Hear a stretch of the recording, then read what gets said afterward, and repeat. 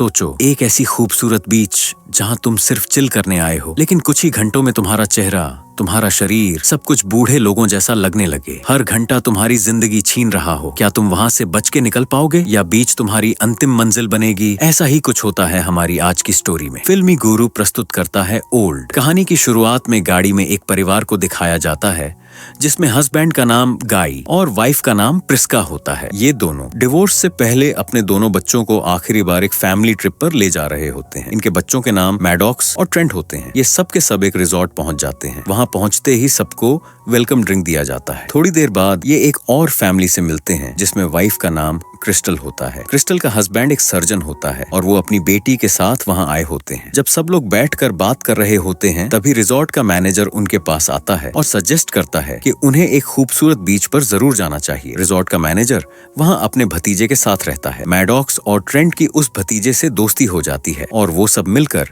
एक message decoding का game खेलने लगते हैं। अगला दिन सब लोग उस बीच की तरफ निकल पड़ते हैं। उनकी गाड़ी घने जंगल से गुजरती है और वो लोग बीच तक पहुंच जाते हैं। बीच बहुत ही खूबसूरत होता है। बीच पर पहुंचकर सभी लोग काफी खुश होते हैं। वहाँ पहले से ही एक कपल होता है। सब अपनी अपनी जगह बनाकर बैठ जाते हैं। थोड़ी देर बाद वहाँ पर बहुत सारी चीजें मिलनी शुरू हो जाती हैं, जैसे किसी और का सामान। सब लोग टेंशन में आ जाते हैं और सोचने लगते हैं कि अगर पहले लोग यहाँ आए थे तो अपना सामान छोड़कर क्यों चले गए। लेकिन ये सब इस बात पर ज्यादा ध्यान नहीं देते और अपना एंजॉय करने लगते हैं। गाय और प्रिस्का का छोटा बेटा ट्रेंट समुद्र में नहाने जाता है और जब वो नहा रहा होता है तभी उसके पास एक डेड बॉडी आती है, जिसे देखकर वो डर जाता है और जोर से चिल्लाता है। सब वहाँ आ जाते हैं और देखते हैं कि ये एक लड़की की डेड बॉडी है। तभी वहाँ पर एक ब्लैक लड़का आता है और कहता है कि ये मेरी गर्लफ्रेंड है और मैं बहुत देर से इसे ढूंढ रहा था, लेकिन सबको लगता है कि इसी ब्लैक लड़के ने ही अपनी गर्लफ्रेंड को मारा है। तभी वहाँ सर्जन की वाइफ आती है और कहती है तुम्हारी मॉम को कुछ हो गया है। जब सब जाकर देखते हैं तो पता चलता है सर्जन की मॉम की डेथ हो गई है। और हैरानी की बात ये थी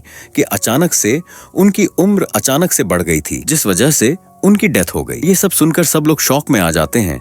किसी को कुछ समझ नहीं आता। जब ये सब हो रहा होता है तभी ब्लैक लड़का वहाँ से भागने की कोशिश करता है। सर्जन को उस पर शक होता है और वो उसके पीछे भागता है। दोनों चट्टान के बीच एक रास्ते की तरफ भागते हैं। तभी उन दोनों के सिर में जोर का दर्द होता है और दोनों बेहोश हो जाते हैं। होश में आने के बाद फिर से बीच पर आ जाते हैं। सब लोग कंफ्यूज होते हैं कि ये सब हो क्या रहा है। प्रिस्का अपने बच्चों के लिए चिंता करती है और उन्हें ढूंढने लगती है, लेकिन वो कहीं नहीं मिलते। तभी वो पहले से वहाँ मौजूद कपल के पास जाती है जो दो बड़े लड़कों से बात कर रहे होते हैं। वो पूछती है कि क्या तुमने मेरे बच्चों को कहीं देखा? प्रिस्का का ये सवाल उस कपल को बहुत अजीब लगता है और वो कहते हैं कि हम तुम्हारे बच्चों से ही तो बात कर रहे हैं। और जब प्रिस्का अपने बच्चों पर ध्यान देती है तो उसे पता चलता है कि वो कुछ घंटों में ही जवान हो गए हैं। लेकिन कैसे? इस सवाल का जवाब किसी के पास नहीं होता। अब यहाँ पर गाय भी आ जाता है और मैडॉक्स अपने पिता के गले लग जाती है। उसके पिता को समझ नहीं आता कि यहाँ क्या हो रहा है। कुछ ही देर बाद सबको एहसास होता है कि सबकी उम्र यहाँ हर बीते हुए मिनट के साथ बढ़ती जा रही है। सबके चेहरे पर रिंकल्स आ जाते हैं और सर्जन की बेटी भी अब जवान हो चुकी होती है। यहाँ पर सर्जन को लगता है कि जो कुछ भी हो रहा है उसके पीछे उस ब्लैक लड़के का हाथ है। सर्जन उससे उसका नाम पूछता है तो वह बताता है मेरा नाम रैपर है। लेकिन सर्जन को गुस्सा आता है और वह उसके चेहरे पर प्रहार करता है, जिससे उसके चेहरे से खून निकलना शुरू हो जाता है। वह अपने जख्म को अपने हाथ से ढक लेता है और जैसे ही वह अपना हाथ हटाता है उसका जख्म पूरी तरह से भर चुका होता है। वह सबको बताता है कि वह अपनी गर्लफ्रेंड के साथ यहाँ घूमने आया था। फिर उसकी गर्लफ्रेंड अचानक गायब हो गई और आखिर में उसकी डेड बॉडी मिली। अब सबको समझ आ जाता है कि यह सब कुछ सामान्य नहीं है। वे लोग समझने लगते हैं कि इस बीच में बिताया गया हर आधा घंटा 1 साल के बराबर है। अगर वे 24 घंटे के अंदर यहाँ से नहीं निकले तो सबकी उम्र 48 साल बढ़ जाएगी, जिससे सबकी मौत हो जाएगी। सब किसी न किसी तरह से इस बीच से निकलना चाहते हैं, लेकिन किसी को यह नहीं पता कि कैसे निकला जाए। तभी प्रिस्का के पेट में दर्द होता है और वह बेहोश हो जाती है। सर्जन उसे चेक करता है और कहता है कि इसके पेट में कुछ गड़बड़ है और उसके पास जो चाकू होती है उससे प्रिस्का के पेट पर कट लगाता है। लेकिन जैसे ही वह कट लगाता है प्रिस्का का कट फौरन ही ठीक हो जाता है और उसका पेट पहले की तरह हो जाता है। वह दोबारा से कट लगाता है और सब प्रिस्का की त्वचा को पकड़ते हैं ताकि वह फिर से बंद न हो। और फिर सर्जन उसके पेट से एक स्टोन निकालता है, जिसके बाद फिर से प्रिस्का का जख्म अपने आप भर जाता है और वह होश में आ जाती है। अब वही लड़का जिसकी गर्लफ्रेंड की डेथ हो गई थी, वह अपनी गर्लफ्रेंड की डेड बॉडी देखने के लिए जाता है। लेकिन वह एकदम चौंक जाता है क्योंकि उसकी गर्लफ्रेंड की डेड बॉडी एक कंकाल में बदल चुकी थी। यह देखकर सबको अंदाजा हो जाता है कि सबकी उम्र 7 साल बढ़ चुकी है, क्योंकि एक डेड बॉडी को कंकाल बनने में भी 7 साल लगते हैं, जबकि उन्हें इस बीच पर सिर्फ 3.5 घंटे ही हुए थे। वहीं ट्रेंट को दिखाया जाता है जो सर्जन की बेटी के साथ टेंट के अंदर गया था, और जब ये दोनों बाहर आते हैं तो सर्जन की बेटी प्रेग्नेंट होती है और कुछ ही देर बाद वह एक बच्चे को जन्म भी दे देती है। सब कुछ बहुत तेजी से हो रहा होता है। सर्जन उस ब्लैक लड़के को मार देता है क्योंकि उसे उस पर शक था। साथ ही सर्जन की बेटी ने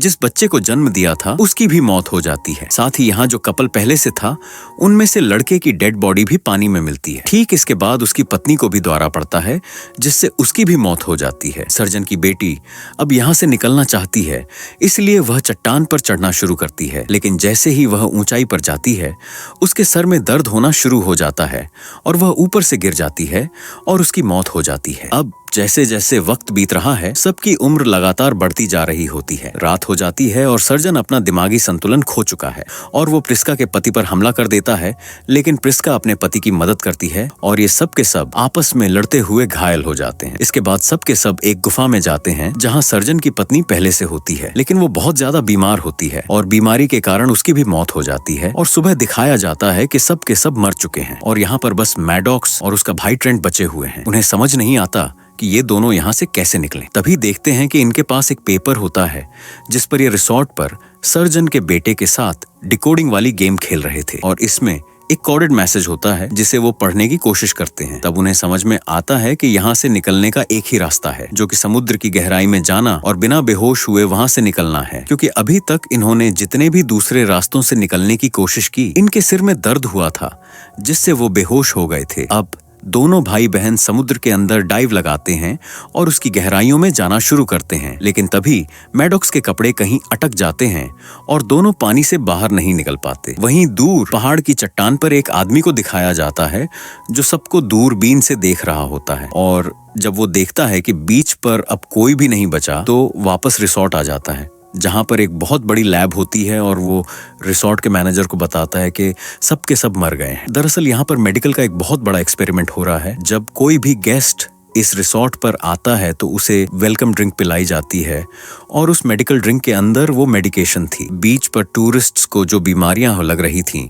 और उनकी उम्र बढ़ रही थी उसका बीच से कोई लेना देना नहीं था, बल्कि उन सबका डायरेक्ट कनेक्शन उस मेडिसिन से था जो उन्हें ड्रिंक के साथ दी जाती थी। अगर साइंटिस्ट्स ये सब कुछ गवर्नमेंट की परमिशन से करते तो उन्हें इस एक्सपेरिमेंट की परमिशन पर कई साल लग जाते, लेकिन यहाँ पर जो रिसर्चर्स होते हैं वो रिसोर्ट में आए टूरिस्ट्स पर सालों का काम एक ही दिन में निपटा देते हैं और अभी तक वो ऐसा 73 बार कर चुके हैं। और अब जबकि उन्हें पता चल चुका है कि आखिरी ग्रुप भी खत्म हो गया है तो ये लोग नए आने वाले टूरिस्ट्स पर ये एक्सपेरिमेंट करना चाहते हैं। फिर कुछ नए गेस्ट्स आते हैं और उनके पास वही वेलकम ड्रिंक ले जाई जाती है जो पहले आने वाले गेस्ट्स को दी गई थी। जैसे ही उन्हें वो ड्रिंक दी जाने वाली होती है एक गेस्ट उस ड्रिंक से टकरा जाता है और ड्रिंक गिर जाती है, और ये कोई और नहीं बल्कि मैडॉक्स और उसका भाई होते हैं। उनकी उम्र इतनी ज्यादा बढ़ चुकी होती है कि पहचानना मुश्किल होता है। दरअसल जब वो दोनों पानी के अंदर गए थे और मैडॉक्स के कपड़े कहीं अटक गए थे तो उसके भाई ने उसके कपड़ों को वहां से छुड़ा दिया था। उसके बाद वो नीचे से होते हुए दूसरी तरफ निकल गए थे। तभी ऊपर से